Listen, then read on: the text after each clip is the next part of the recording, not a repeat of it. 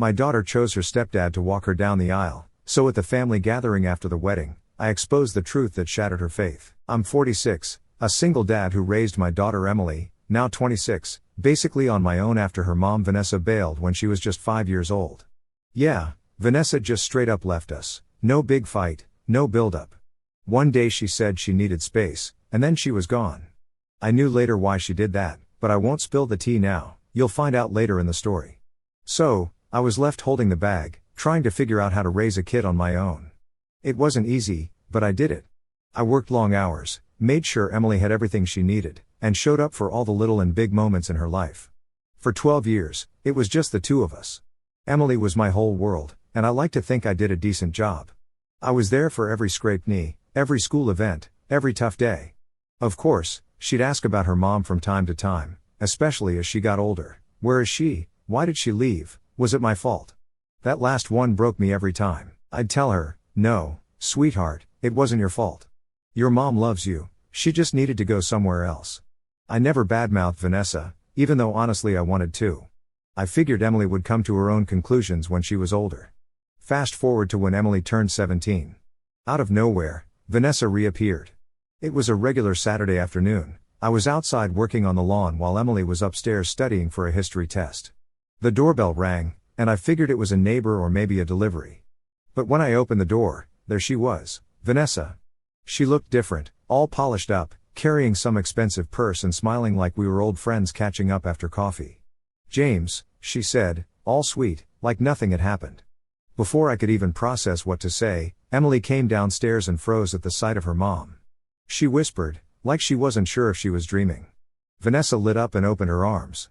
Emily ran into them, and they hugged like no time had passed. Meanwhile, I just stood there in the doorway, feeling like a damn outsider in my own house. I wish I could say that was the worst of it, but oh no. Vanessa wasn't just back to say hello, she came armed with a whole new story, one where I was the bad guy. And as much as I wanted to tell the whole story of how harmful Vanessa was, I kept it to myself because I didn't want to break Emily's heart. Over the next few weeks, she started spending more and more time with Emily, lunches, shopping trips, you name it. I didn't want to stop them from reconnecting. Emily deserved to know her mom. But Vanessa wasn't just reconnecting, she was rewriting the past. She told Emily she'd left because I was controlling, that I made her life impossible. She claimed she stayed away all those years because she didn't feel safe coming back. And the worst part? Emily started believing her. I mean, she didn't come out and say, I believe Mom, but the questions started. Why didn't you ever try to find her, Dad? Why didn't you let her back sooner? Like I'd been holding the door shut all these years. It wasn't just Vanessa, either. She brought along her new husband Greg. Now, Greg didn't seem like a bad guy, he's one of those overly polite types who smiles a lot and doesn't say much. But Vanessa painted him as some kind of hero, the perfect stepdad who was here to fill in the gaps I'd supposedly left. I could feel the shift in Emily. She started seeing her mom and Greg as this picture-perfect family, while I was just the guy who did the grunt work when they weren't around. One day, Emily hit me with, Mom said you didn't want her around. Is that true? I swear it felt like someone punched me in the chest. I tried to stay calm. No, Emily, that's not true. Your mom left because she wanted to. I didn't stop her, I didn't even know where she went. She didn't respond, just nodded like she wasn't sure what to believe. That was the worst part, seeing my own daughter doubt me after everything we'd been through. Vanessa kept pushing her we're one big happy family act. She'd show up with Greg, all smiles, picking up Emily for another outing. I'd watch them leave, feeling like an outsider in my own daughter's life. I figured I just had to wait it out, let Emily come to her senses. But honestly, I wasn't sure how much longer I could take watching Vanessa rewrite history and make herself the hero of Emily's story. So, fast forward a few years, and Emily is now 26, engaged to her boyfriend Ryan. I like the guy, he's solid, works hard, treats Emily well, and doesn't come off as a know-it-all like some of the other guys she dated. When she told me they were getting married, I was genuinely happy for her. I figured this would be one of those milestones where we could reconnect, you know? I imagined us working together on the plans, laughing about how stressful weddings are supposed to be. And honestly, I thought I'd play a big part. I mean, I raised her, right? Walking her down the aisle was always something I just assumed I'd do. At first, it seemed like things were going that way. Emily asked for my help with the guest list and even ran some venue ideas by me. She seemed excited to include me, and I told her I'd help cover some of the costs. I'm not rich or anything, but I'd saved up a little over the years and figured it would be a nice gesture. Of course, Vanessa was lurking around the edges of every conversation. She'd pop up with suggestions about the wedding flowers, catering, even Emily's dress. At first, I tried to ignore it. It wasn't my place to tell Emily who to listen to. But then Vanessa started making herself the center of the plans. She'd say things like, "Oh, Greg and I have connections with this amazing photographer," or "Greg's friend owns a venue, and he could give us a great deal." Emily seemed all for it, which stung a little, but I let it slide. This was her wedding, after all. Things were rolling along until Emily and I went out for dinner one night. It was supposed to be a casual thing, just catching up and talking about wedding stuff. We were at this little diner we used to go to when she was younger, and I was feeling pretty nostalgic, honestly. We were halfway through our burgers when she hit me with it. "Dad, I've been thinking about the ceremony," she started, looking down at her plate. I nodded, figuring she wanted advice or something. "Yeah, what about it?" She took a deep breath and said, "I think I want Greg to walk me down the aisle." I froze for a second. I thought I'd misheard her. "Greg?" I repeated, trying to keep my voice steady. She nodded, still not looking at me. "Yeah, he's been such a big part of my life these past few years, and Mom thought it would be meaningful." There it was, Mom thought. Vanessa's fingerprints were all over this. I didn't know what to say. I just sat there staring at her. This was supposed to be my moment. I'd been there for everything, every school event, every tough day, every achievement, and now she wanted Greg, a guy who showed up halfway through her life, to take my place. "Okay," I finally said, keeping my voice as neutral as I could. Emily looked relieved, like she'd been expecting me to blow up. "I just think it would mean a lot to everyone, you know? It's not about replacing you or anything." "Not about replacing me?" Then what the hell was it about? The rest of the dinner was a blur. I think I nodded a lot and made some lame comments about how the food was good, but inside I was fuming. How could she not see how hurtful this was? When I got home, I sat down and tried to make sense of it. I went through every memory of raising her, wondering if I'd messed up somewhere. Did I not show her enough love? Did I make her feel like I wasn't there for her? But no, that wasn't it. I knew what this was. This was Vanessa. She'd been working on this for years, planting seeds and twisting the narrative until Emily believed Greg deserved this moment more than I did. The next day, I made a decision. If I wasn't important enough to walk my own daughter down the aisle, then I wasn't going to help pay for the wedding either. I called Emily and told her straight up, "Look, I love you, and I want you to have the wedding you want, but I can't support something that pushes me aside." She didn't argue, she just said, "I understand," in this quiet voice that made me feel like the bad guy. But what was I supposed to do? Smile and write a check while Greg played the role I'd spent 26 years earning? No, thanks. Vanessa, of course, wasted no time jumping in. She called me a few days later, all fake sweetness. "James, I heard you're not helping with the wedding anymore. Emily's really upset." "Yeah, well, maybe she should have thought about that before asking Greg to take my place," I shot back. "James, don't be so dramatic," she said, like I was the one overreacting. "This isn't about you, it's about making everyone feel included." I laughed bitterly. "Right, included, except for the guy who actually raised her," Vanessa sighed, like she was tired of dealing with me. "You're making this harder than it needs to be.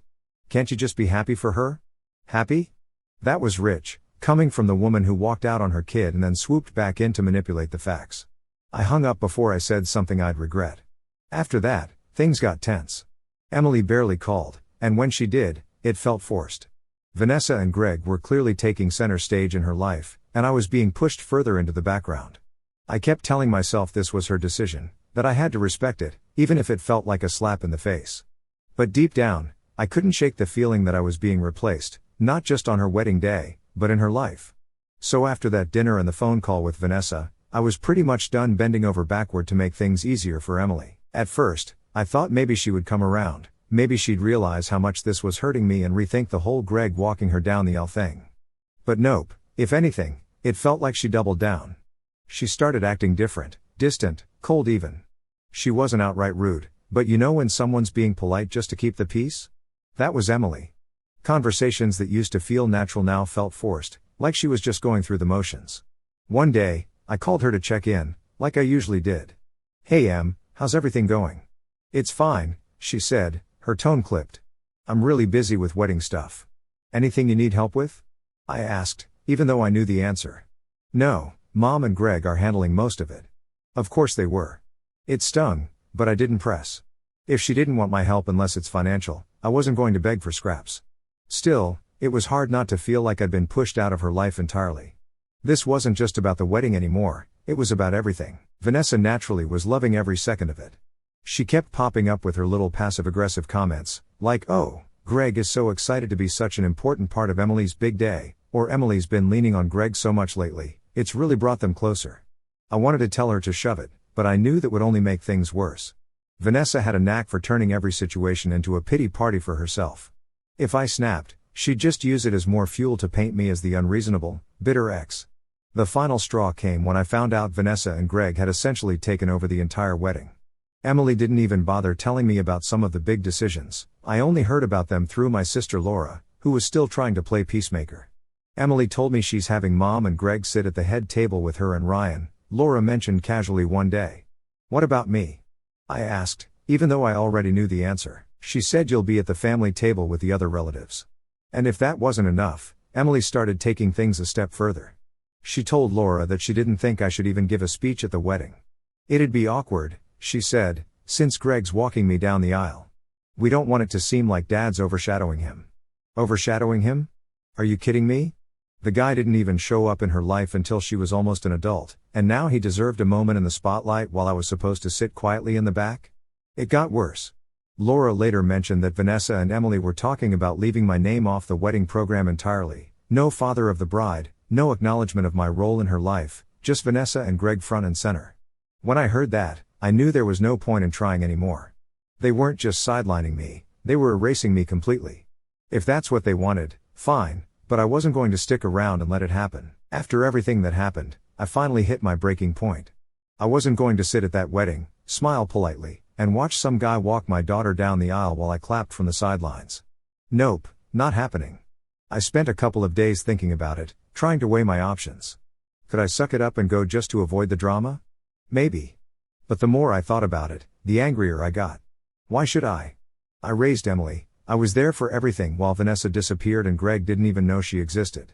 And now I was supposed to sit there and play nice? Nah, I wasn't doing that.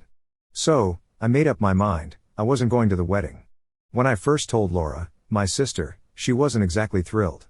"James, she's your daughter," she said, exasperated. "You'll regret not being there." "No, Laura," I replied. "What I'd regret is sitting there watching Greg do what I should be doing.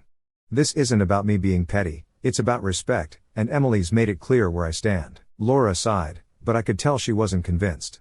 "I get it, but don't you think skipping the wedding will just make things worse? You're handing Vanessa and Greg the narrative on a silver platter." She wasn't wrong, but I wasn't about to back down. "They're going to twist it no matter what I do," I said. "At least this way, I'm not torturing myself." And boy, did they twist it. As soon as Vanessa caught wind of my decision, the phone calls started. At first, she played the concerned co-parent card. "James, are you seriously not coming? Do you realize how much this will hurt Emily?" "She's the one who decided to hurt me, Vanessa," I replied calmly. "I'm just responding to her choice." "Don't be ridiculous," Vanessa said, her tone dripping with condescension. "This isn't about you, it's about Emily and her big day." "I know exactly what it's about," I shot back.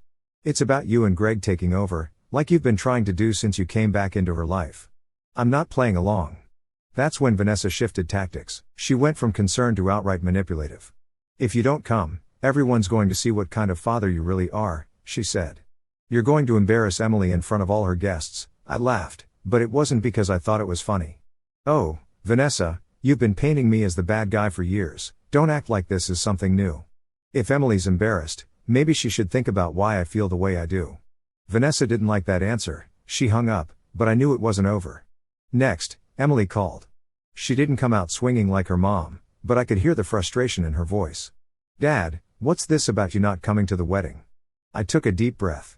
"Emily, I've thought about this a lot, and I just can't do it. I can't sit there and watch someone else take my place. It's not fair to me." "It's not about replacing you," she said, her voice rising. "I told you that already. Greg's been important to me too." "And what about me, Emily?" I asked. "Where do I fit in? You've made all these decisions to push me aside, and now you're asking me to just show up and clap politely? I can't do that." Emily sighed heavily, like she was the one being wronged. "I'm trying to make everyone happy, Dad. Why do you have to make this harder?" I'm not making it harder, I said firmly. I'm standing up for myself. You made your choice, and this is mine. That didn't go over well. She muttered something about me being selfish and hung up. I sat there for a while after the call, but I knew I couldn't cave. Then the guilt tripping started. Vanessa started calling family members, telling them I was abandoning Emily on her wedding day. Suddenly, I had cousins, uncles, and even my aunt who I hadn't spoken to in years calling me to weigh in. James, come on, one of my cousins said. It's just one day, don't let this ruin your relationship with Emily. It's not one day, I replied. It's the result of years of Vanessa twisting things to suit her benefit. This is just the final straw. Even my mom chimed in, and while she meant well, it still stung. Honey, you've always been such a good father. Don't let this be the thing Emily remembers.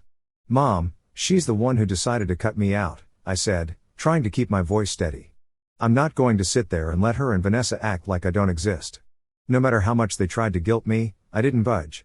I knew they were all getting their version of the story from Vanessa and Emily, and no one cared to ask me how I felt. The days leading up to the wedding were brutal. Everywhere I turned, someone was asking if I was excited or ready for the big day. I just smiled and nodded, keeping my decision to myself. The last thing I wanted was more people piling on. On the day of the wedding, I stayed home. I didn't want to be anywhere near the chaos. I spent the day cleaning the house, organizing my garage, anything to keep my mind off what was happening. Laura texted me later that evening. Well, you missed quite the show, she wrote. What happened?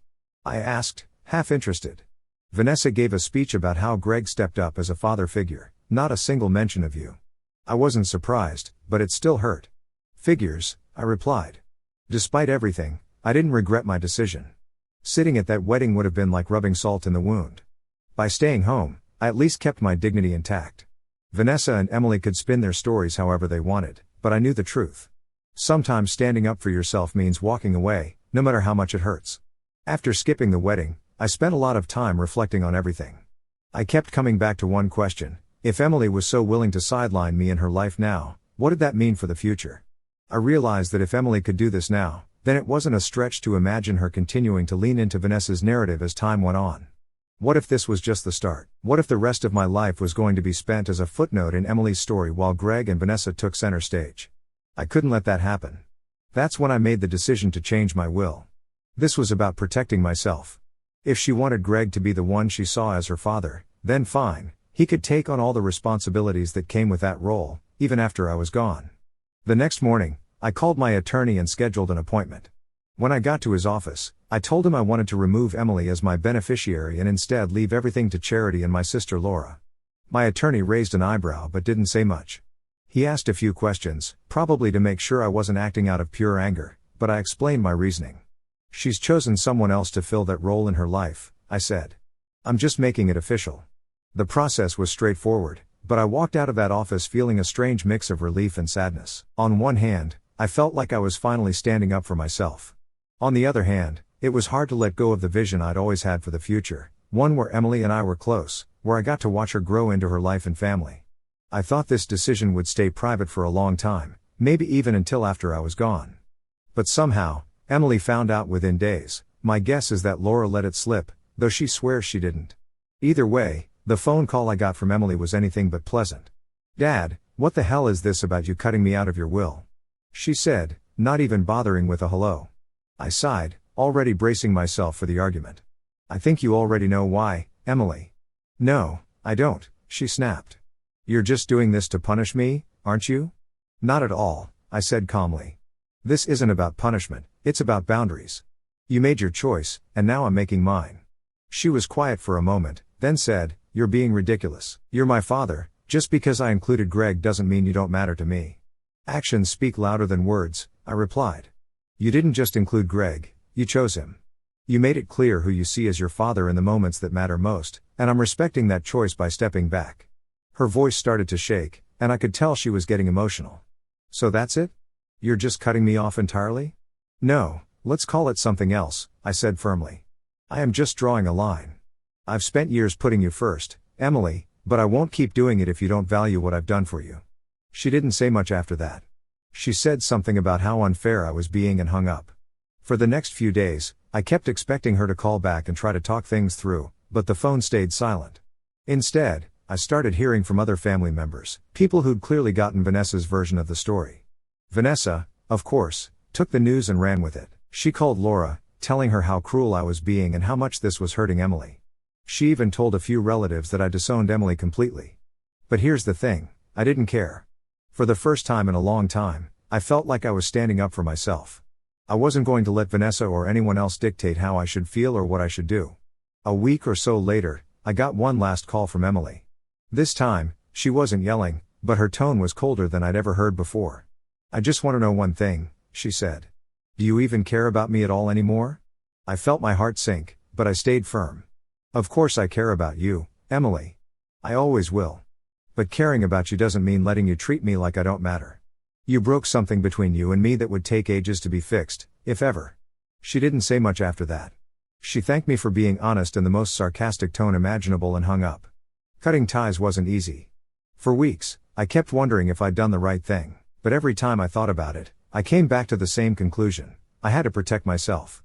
If Emily couldn't see the value in what I'd done for her, then I wasn't going to keep pouring energy into a one-sided relationship. After that, I figured they'd move on with their lives, and I'd move on with mine. But what I didn't expect was for Vanessa's web of lies to start unraveling so quickly, or for it to happen in such a public way. It all started with my sister Laura. She'd been biting her tongue for months, trying to stay neutral, but after seeing how Vanessa and Emily twisted the story, she'd had enough. "James," she told me one afternoon, "I've kept quiet for too long. Vanessa's been running her mouth about you to anyone who'll listen, and it's disgusting. People need to know the truth." "Laura, it's not worth it," I said, not wanting her to get dragged into the drama. "No," she said firmly. "It is worth it. Vanessa's been smearing you for years, and Emily's buying into every word of it. If I don't say something, no one will." I didn't try to stop her, honestly, part of me wanted the truth to come out. The turning point came at a family gathering at Laura's house. Vanessa wasn't there, thank God, but Emily showed up, and of course she was all smiles, acting like nothing was wrong. Laura saw her and couldn't hold back anymore. "So Emily," Laura said, loud enough for the room to hear, "do you really believe all that nonsense your mom's been feeding you about why she left?" Emily froze, clearly caught off guard. "What are you talking about?" "I'm talking about your mom running around telling everyone that James was controlling and that's why she walked away," Laura said, her voice sharp. "You think that's the truth?" Emily looked uncomfortable. "That's what Mom told me." "Well, she's lying," Laura snapped. "You want to know the real reason your mom left? It wasn't because of your dad, it was because she had an affair and got pregnant. She bailed because she didn't want to face the fallout." The room went dead silent, you could have heard a pin drop. Emily's face turned pale. "That's not true," she said weakly. "It's true," Laura said. "Ask her. Ask Vanessa where she was for the first few years after she left. Ask her about the kid she had and gave up for adoption. Your dad stayed, raised you, and never said a word about it because he didn't want to ruin your image of her. And this is how you repay him?" Emily didn't say anything, she just stood there, her mouth opening and closing like she was trying to come up with a response. I wasn't there for this conversation, but Laura called me later to fill me in. "I'm sorry, James," she said. "I know it wasn't my place to say anything, but I couldn't take it anymore." Emily needed to hear the truth. "Don't apologize," I told her. "It's about time someone said it." The fallout was immediate. Emily confronted Vanessa, and of course Vanessa denied everything at first, but the thing about lies is that they're hard to keep straight, especially when people start asking questions. Apparently, Greg overheard one of these arguments between Vanessa and Emily, and that's when things really started to fall apart. From what I heard, he'd had no idea about Vanessa's past. She'd painted herself as the victim for so long that even he believed her version of the story. Finding out she'd lied about something so big shook him to his core. "You mean to tell me you had an affair and a child and never told me?" Greg reportedly said during one of their blowouts. "It's not like that," Vanessa yelled. "That was years ago, it doesn't matter anymore." "It matters to me," Greg shot back. "You've been lying to me this whole time. How am I supposed to trust you now?" Greg didn't stick around long after that. Word got out pretty quickly that he'd packed his things and left. Vanessa tried to spin it, of course, saying Greg couldn't handle the truth and was abandoning her. But by that point, people were starting to see through her act. Even Emily seemed to be questioning everything. She stopped calling or texting me, but Laura said she was clearly struggling with what she'd learned. "She doesn't know what to believe anymore," Laura told me. "Vanessa's lies are unraveling, and Emily's realizing how much of it she bought into." I wish I could say I felt vindicated, but honestly it just made me sad. I didn't want Emily to suffer, I wanted her to see the truth before things got this messy. But sometimes people have to hit rock bottom before they can start to rebuild. Vanessa, meanwhile, was in full damage control mode. She started reaching out to people, trying to spin the story in her favor, but the more she talked, the worse it got. People who'd once believed her started turning against her, seeing her for the manipulative person she was. It wasn't just family, either. Vanessa's friends, people who'd stood by her for years, began distancing themselves. Nobody likes being lied to, and Vanessa had been lying for a long time. Emily hasn't reached out to me since everything went down, but I know she's heard the truth now. Whether or not she believes it is up to her. I'm not holding my breath for an apology or a reconciliation, but I hope she takes some time to really think about everything. I kept to myself for the next few weeks. I thought I was making progress until one day there was a knock at my door. I opened it to find Emily standing there. She looked worn out, like she hadn't slept in days, and for a moment I felt a pang of sympathy. But then I reminded myself of everything that had happened. "Hi Dad," she said softly. I leaned against the door frame, keeping my face neutral. "Emily, what are you doing here?" "I wanted to talk," she said, shifting nervously. "Please." I let out a long breath. Part of me wanted to slam the door, but another part, the part that still remembered rocking her to sleep as a baby, couldn't do it. "All right," I said, stepping aside. She sat on the couch, and I stayed standing, crossing my arms. "What's this about?" She looked down at her hands, clearly struggling to find the words. "I've been thinking a lot about everything, about the wedding, about Mom, about how I treated you." I didn't say anything, just waited for her to continue. "I know I screwed up," she said, her voice trembling. "I let Mom get in my head, and I didn't stop to think about how much it was hurting you. I made you feel like you didn't matter, and that's the last thing I ever wanted." Her words hung in the air, but they didn't hit the way I think she thought they would. I'd waited so long to hear her admit the truth, but now that she was saying it, it didn't feel like enough. "Why now, Emily?" I asked, keeping my voice steady. "Why come here now, after everything?" She looked up at me, tears in her eyes. "Because I'm sorry. I know I can't take back what I did, but I want to make it right. I want to fix this." I let out a bitter laugh. "Fix this? Emily, this isn't something you can just fix. You didn't just hurt me, you replaced me. You made it clear that Greg and Vanessa were your priority, and now that it's all fallen apart, you want to come back and pick up where we left off?" "That's not what I'm saying," she said, her voice cracking. I miss you, Dad. I miss us." I shook my head, feeling more exhausted than angry. "Emily, I spent 26 years putting you first. I gave you everything I had, and when it came time for you to show me even a fraction of that loyalty, you chose them.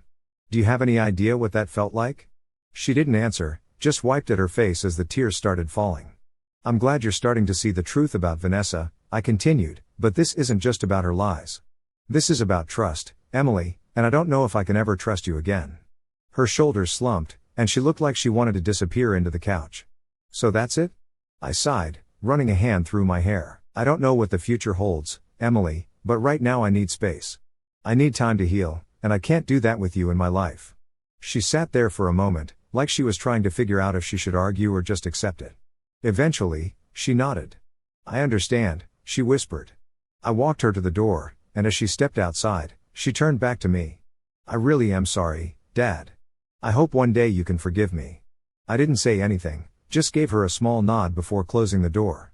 Vanessa, meanwhile, was still dealing with her own fallout. Word got around that Greg had filed for divorce, and most of the family had distanced themselves from her. She was on her own, and honestly I didn't care. She made her bed. I'm not saying it's been easy.